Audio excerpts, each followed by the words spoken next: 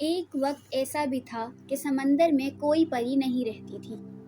سمندر میں رہنے والی مخلوق کو معلوم تھا کہ پریاں تمام جاندار چیزوں پر نہایت مہربان ہوتی ہیں۔ جب ان میں کوئی دکھ، بیماری یا مصیبت ہوتی ہے تو وہ ان کا پورا خیال رکھتی ہیں۔ اس لیے سب رنجیدہ تھے کہ ہم نے ایسی کیا خطا کی ہے جو ہمارے ہاں پریاں آ کر نہیں رہتی۔ چنانچہ سمندر کے سارے رہنے والوں نے پرستان میں اپنا ایلچی بھیجا اور وہاں کے بادشاہ سے درخواست کی کہ کچھ پریاں سمندر میں بھی بسنے کے لیے بھیج دی جائیں تاکہ ہمارے آڑے وقت پر کام آ جائیں۔ ایلچی جب پرستان کے بادشاہ کی خدمت میں حاضر ہوا تو اس نے عرض کی، جو پریاں ہمارے ہاں آ کر رہیں گی ہم ان کے ساتھ نہایت مہربانی سے پیش آئیں گے اور انہیں خوش رکھنے میں اپنی پوری کوشش کریں گے۔ بادشاہ اپنی درباری پریوں سے مخاطب ہو کر بولا، تم نے سنا سمندر کا ایلچی ہمارے پاس کیا درخواست لے کر آیا ہے؟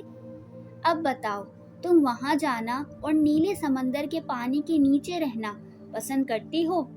پریوں نے کانپ کر کہا، ہم وہاں جانے اور رہنے کے لیے بالکل تیار نہیں، ہم یہیں خوش ہیں۔ اس کے بعد بادشاہ نے جنگل کی پریوں کو بلایا اور ان سے پوچھا کہ سمندر میں جا کر رہنے میں تمہاری کیا مرضی ہے؟ وہ بھی سب سر ہلا کر کہنے لگی کہ یہ ہرے بھرے جنگل، پھلوں پھولوں سے لدے ہوئے باغات، ان میں بولتی چڑیاں اور کھیلے کرتی ہوئی جانور چھوڑ کر کہیں جانا ہمیں گوارا نہیں۔ بادشاہ نے اسی طرح باری باری تمام پریوں کی مرضی معلوم کی اور سب نے سمندر میں جانے سے کھلم کھلا انکار کر دیا۔ اب صرف پانی کی پریاں رہ گئی تھیں۔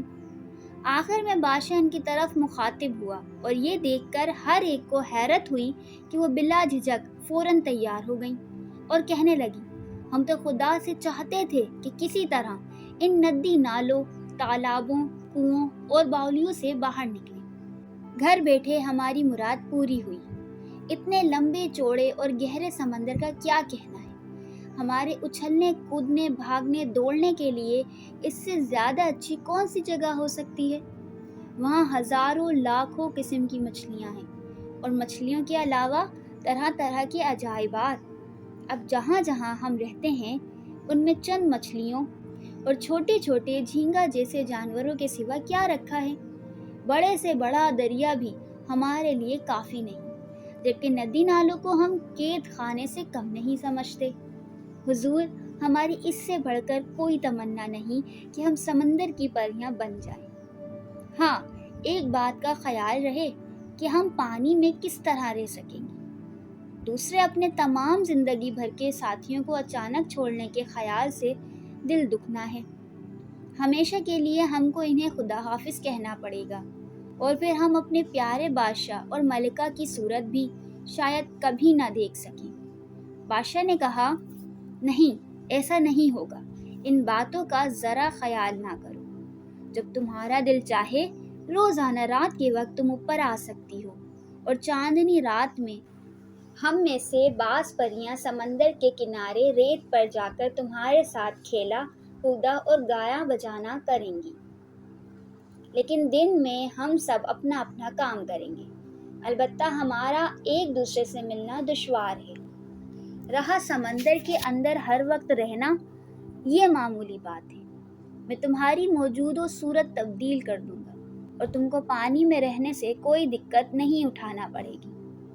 پاؤں کی جگہ تمہاری مچھلیوں کی سی دمیں پیدا ہو جائیں گی اور پھر تم سمندر کی ہر مخلوق کی طرح بخوبی تیرا کرو گی، بلکہ ان سے بھی زیادہ پھرتی کے ساتھ۔ بادشاہ کی یہ تقریر سن کر سمندر کا ایلچی بھی خوش ہو گیا کہ ان کی عرض بھی قبول ہو گئی، اور سمندر کی نئی پریاں بھی خوش تھیں کہ انہیں سمندر کی نئی حکومت ملی۔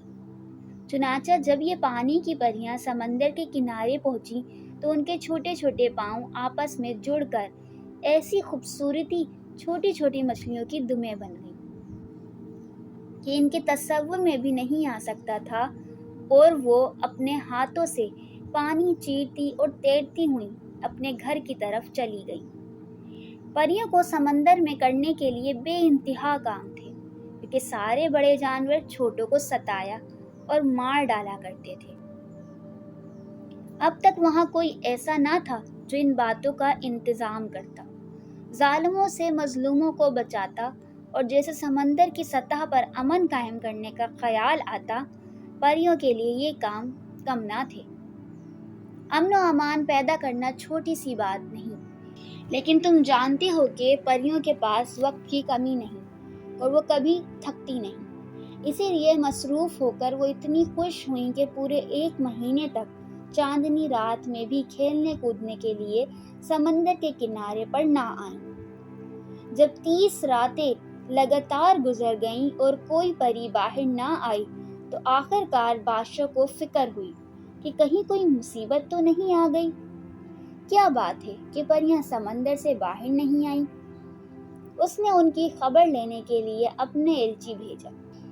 ایلچی سمندر میں پریوں کے پاس پہنچا، ان کا حال پوچھا اور بادشاہ کا پیغام دیا۔ پریوں نے کہا، بادشاہ سلامت کی خدمت میں ہماری طرف سے عرض کر دینا کہ ہمیں بھی اپنی سہیلیوں سے اتنے دن تک نہ ملنے کا بہت افسوس ہے۔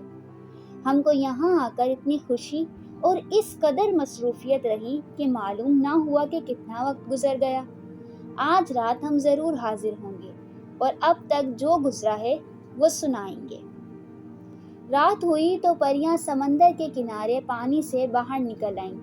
سارا پرستان ان سے ملنے کے لیے جمع ہو گیا، اور جب انہوں نے سمندر کی تہہ کے عجیب و غریب حالات اور وہاں کی مخلوق کا ذکر کیا تو بادشاہ، ملکہ اور تمام درباری پریاں حیران رہ گئیں اور بڑی دلچسپی لی۔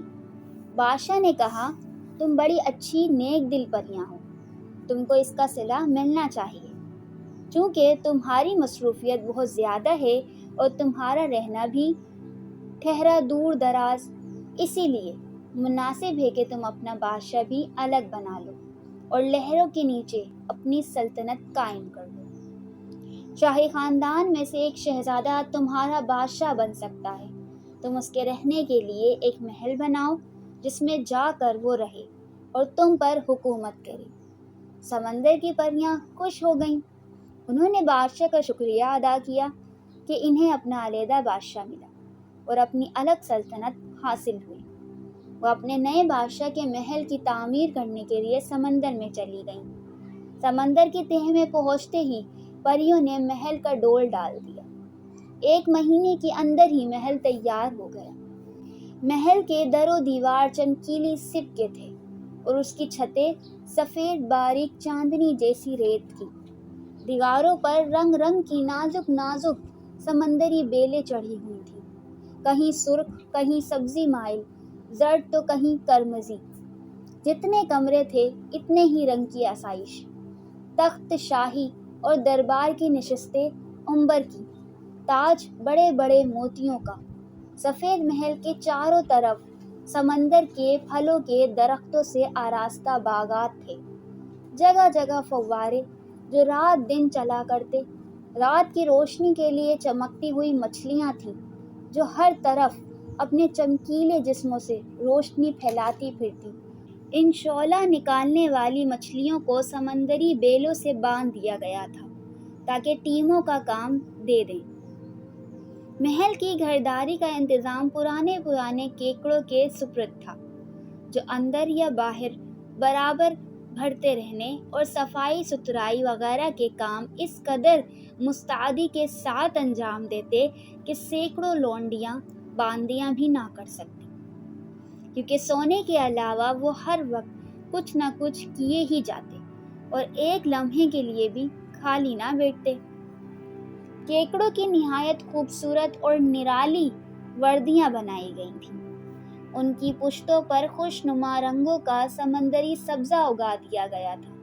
انہیں اپنی تمام عمر میں کبھی ایسا اچھا زمانہ نہیں ملا تھا۔ اس کی پرانی زندگی بدل گئی تھی۔ وہ آدمیوں کو چمٹنا اور شرارت کرنا قطعی بھول گئے تھے۔ پریوں کی تربیت نے انہیں پہلے سے بہت بہتر بنا دیا تھا۔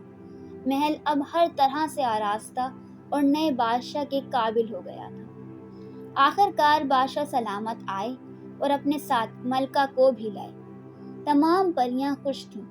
سمندر کی مخلوق خوشی کے ساتھ جوش میں غوطے لگانے لگی۔ ہر ایک نے پورے دن کی چھٹی منائی، سوائے کیکڑوں کے، جو قدرتاً کام کرنے کے ایسے عادی تھے کہ بیکار رہنا ان کے لیے عذاب تھا۔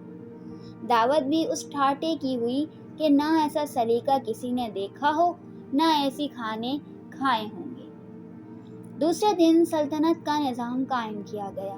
پریوں میں جو سب سے زیادہ سمجھدار تھی وہ بادشاہ کی وزیر مقرر ہوئی، اور خوبصورت سے خوبصورت اور نیک سے نیک کم عمر پریاں ملکہ کی خدمت گار بنائی گئیں۔ پرستان میں نر ہو یا مادہ، جتنی خوبصورت شکل ہوگی اسی قدر خوش اخلاق اور سلیقہ شعر بھی ہوگی۔ اسی لیے سمجھ لو کہ ملکہ کی خدمت میں رہنے کے لیے کن کو چنا ہوگا۔ بادشاہ اور ملکہ کو وہاں جتنے ایک بادشاہت میں کام ہوا کرتے تھے اتنے ہی یہاں بھی کام تھے۔ وہ اپنی عملداری میں دورے کرتے کہ کہیں کوئی ایک دوسرے پر ظلم تو نہیں کرتا۔ بڑی دیکھ بھال یہ کرنی تھی کہ ظالم شارک اور بڑی مچھلیاں ضعیف اور کمزور مچھلیوں کے ساتھ تو شرارت نہیں کرتی، یا دوسری مخلوق کا حد سے زیادہ تو خون نہیں کرتی۔ سمندر کے اژدہے اپنے آپ سے باہر نہیں ہوتے، کنڈلی ٹنڈلی مار کر دوسروں کا راستہ تو نہیں روک لیتے۔ ان باتوں کے سوا یہ کام بھی تھا کہ جانوروں کے جھگڑوں کا تصفیہ کریں، اور پریوں میں سے جو کام میں سست ہو یا شرارت کرے اس کو سزا دیں۔ اچھا، ان کی سزا کا کیا طریقہ تھا؟ پریوں یا سمندر کی مخلوق کو وہ سزا کیا دیتے؟ شریر پریوں کو یہ سزا ملتی کہ رات کو اوپر سمندر کے کنارے جانا اور سنہری ریت پر اپنی سہیلیوں کے ساتھ کھیلنا کودنا، چٹانوں پر بیٹھنا، اپنے بالوں میں کنگھی کرنا اور گانا بجانا بند، پانی کے اندر پڑی ترسا کریں۔ بدذات جانوروں کی یہ سزا ہوتی کہ وہ کچھ عرصے کے لیے کیکڑوں کا ہاتھ بٹانے پر مجبور کر دیے جاتے۔ کیکڑے ان کو کیکڑے جیسا سیدھا کر دیتے کہ پھر ان سے کوئی قصور سرزد نہیں ہوتا۔ شریروں اور نافرمان جانوروں کو جس طرح سزا ملتی، اسی طرح اچھا کام کرنے والوں اور ظلم ماننے والوں کو انعامات بھی دیے جاتے۔ سب سے بڑا انعام یا صلہ یہ تھا کہ درباریوں میں جگہ دی جاتی۔ وہ بادشاہ کے سمندری سلطنت کے بڑے بڑے دوروں پر ان کے ساتھ ہوتے، اور جہاں ان کا جی چاہتا سیر کرتے پھرتے۔ جب کبھی وحشتناک طوفان آتے اور پانی کی موجیں شور کے ساتھ سمندر مملکت پر حملہ آور ہوتی تو پریاں پانی کی بلند سے بلند سطح پر پہنچ جاتی اور بڑے بڑے جہازوں کو چٹانوں سے ٹکرانے اور ریت میں دھنس جانے سے بچانے کی بے انتہا کوشش کرتی۔ پھر اگر ان کی کوششیں ناکام رہتی، ڈوبنے والے جہاز ڈوب ہی جاتے، تو نہایت سریلی آوازوں میں ان کا مرتبہ پر سمجھیں اور ڈوبے ہوئے ملاحوں کی ریت میں دفن کراتی۔ کبھی کبھی جہاز اور ملاح بھی ان کی جھلک دیکھ لیتے، انہیں جل پری یا جل مانوس کہتے، اور کبھی ان کو نہیں ستاتے، صرف دیکھتے، خوش ہوتے اور گزر جاتے۔ اب آپ نے سن لیا کہ خشکی کی پریوں کی طرح سمندر میں پریاں کس طرح پیدا ہوں اور کیوں کر وہاں آ